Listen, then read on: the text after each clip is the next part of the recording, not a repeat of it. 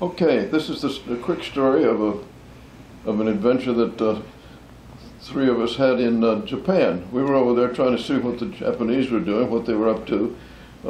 Perfectly legal, but on that particular day, it was a nice sunny day, and so we were walking around the plant.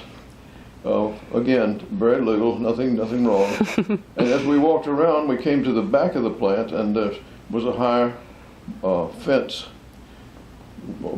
wire fence, and we saw a couple guys sitting over there on the grass. This was in, no, it was right around Christmas is when it was, but it wasn't too cold that day.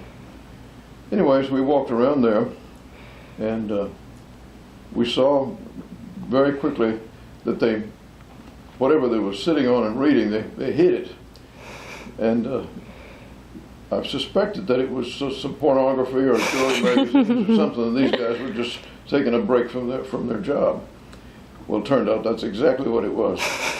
So Suda-san, who was our guide in Japan, said, well, what do we do? And I said, well, you could just walk by and ignore it, but I tell you what I'd rather see you do. I'd rather see you chew these guys out. Just tell them how they're goofing off and you don't ever want to see that again. You know, really give it to them good and let's see what happens. So he laughed. He could tell the whole purpose of this thing.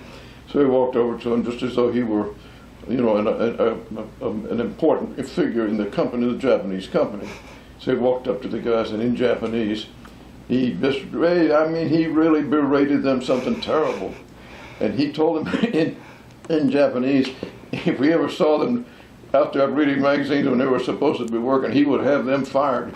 And the guys just grabbed up all their stuff and hurried and ran away.